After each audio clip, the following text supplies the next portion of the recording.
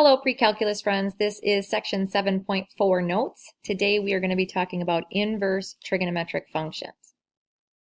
The first thing we need to remind ourselves about is that when we talk about a graph having an inverse, we have this test, right? And the test is called the horizontal line test, and that is, for the function itself to be a function, it has to pass the vertical line test. But if it's inverse as a function, then the original function must pass the horizontal line test. So a trig function, sine, cosine, tangent, they're not one-to-one because their graphs do not pass the horizontal line test. So that tells us that their inverse would not be a function. So in order to be able to discuss the inverse trig functions, we have to restrict the domain of the original function so that its inverse can exist. Let me explain what I mean. So right here, we have a picture of our typical sine curve. And if we just look at, a normal period of our sine curve, right? Normally we would, say that it lives between 0 and 2 pi, but we're going to focus in on kind of the center of this curve. So I'm going to highlight 5 ordered pairs for us right here. Okay, these 5 ordered pairs. And they would be negative pi over 2, 0, positive pi over 2, and positive pi. And the values of the function at those points would be 0, negative 1, 0, positive 1, and 0 again. So notice this would fail the horizontal line test miserably because a horizontal line drawn right across the x-axis would pass through the function 3 times. So that tells me that if I were to merely switch my x and y values, I would no longer have a function because I'd keep having 0 repeating over and over and over again in my domain, and hopefully you know that to be a function, you can't have the same x value with different y values. So that's the problem, right? Here is the solution. We're going to restrict our domain. We're just going to take a little piece of this graph. And the little piece that we're going to take is this piece right here. Okay? And so we're restricting our domain to live between negative pi over 2 and positive pi over 2, which means our range, is always negative 1 to positive 1. Okay?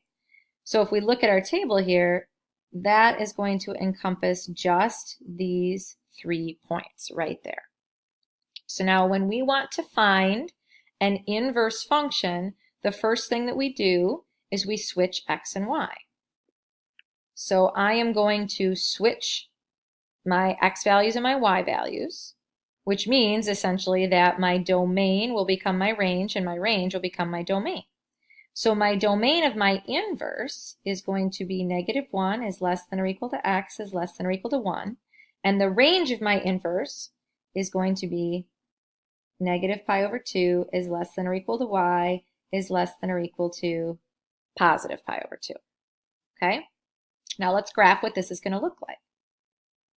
So my x values are negative 1, 0, and positive 1. And my y values are going to be negative pi over 2 and positive pi over 2. So when I plot my 3 points from my table, remember I'm switching x and y.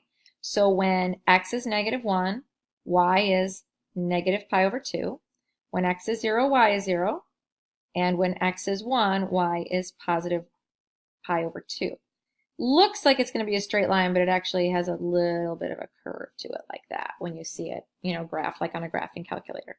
So this represents a picture of the inverse sine curve.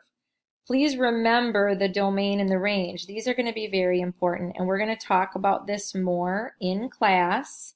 I'm going to give you kind of a little picture that's going to help you remember your range of inverse sine for when we're just doing algebraic calculations, not when we're necessarily graphing. Okay, so next, let's talk about cosine, because as we know, cosine looks different than sine.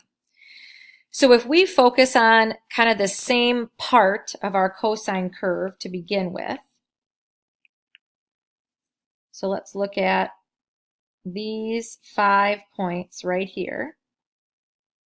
Okay, not our typical period of cosine, but we're going to focus on the same area that we focused on with sine. So if we fill out our table, we've got negative pi over 2, 0, positive pi over 2, and positive pi. And the values of our function at those points are negative 1, 0, positive 1, 0, and negative 1. Now we can't choose the same restricted domain for cosine as we did for sine, because if you look at that, and I'm going to erase this in a second, but if we choose that same part, it's going to look like that, right? That is not going to pass the horizontal line test. So we can't choose that part of the graph. So instead, we are going to choose these 3 points right here from x equals 0 to pi. So this is the piece of the cosine curve that we are going to use to create our inverse cosine curve. So our domain will be 0 is less than or equal to x, which is less than or equal to pi. And our range will be negative 1 is less than or equal to y, which is less than or equal to positive 1. So now when I want to graph my inverse cosine curve, again, I'm going to be making my domain into my range. So my range is going to be 0 is less than or equal to y, which is less than or equal to pi. And I'm going to make my range from my cosine curve into my domain for my inverse. So negative 1 is less than or equal to x, which is less than or equal to positive 1. So now when I make my graph here, on my x-axis, I've got my negative 1 and my positive 1. And then on my y-axis, this point right here is 0, 0, right? Sorry, I don't want to make that look like a dot. 0, 0. 0 here, 0 here. And then this right here will be pi over 2, and this up here will be pi. So now when I plot my points, I'm going to use those 3 points from my table, but again, I'm switching my x and my y values. So when x is 1, y is 0. When x is 0, y is pi over 2. And when x is negative 1, y is pi. So now my diagonals look like this, and my curve kind of looks like that. Sorry, a little shaky there. Again, it's not exactly a straight line. It's got a little bit of a curve to it.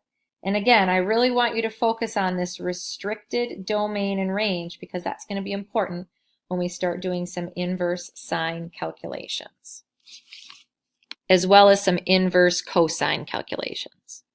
The last function that we are going to be looking at the inverse for today is our tangent curve. So we have a graph of what tangent normally looks like, and we're just going to fill out a little bit of our table here. We're going to go negative pi over 2, negative pi over 4, 0, positive pi over 4, and positive pi over 2. And the values of tangent at these points at negative pi over 2, it's undefined. We have an asymptote there. Negative pi over 4, we're at negative 1. At 0, we're at 0. At pi over 4, we're at positive 1. And at pi over 2, once again, we have an asymptote, so we're undefined. And again, these are vertical asymptotes right here. All right, so when we look at this function, the domain that we see here, and again, we're going to restrict it. So we're just going to take one piece, and this is actually really easy because we're just going to take that kind of parent period that we always use, and that's going to be our restricted domain for tangent. So that's going to be from negative pi over 2, less than or equal to x, to positive pi over 2. And our range, because this graph, remember, those arrows on the ends of my green line mean that this graph goes on forever to negative infinity and positive infinity. So my range is going to be negative infinity is less than or equal to y, which is less than or equal to positive infinity. So the next thing we're going to do is we're going to graph our inverse the same way that we did for sine and for cosine. We're going to start by flipping our domain and our range. So our domain is now going to be negative infinity is less than or equal to x, which is less than or equal to positive infinity. Those are going to be our inputs, so all reals. And our range is going to be from negative pi over 2 to positive pi over 2.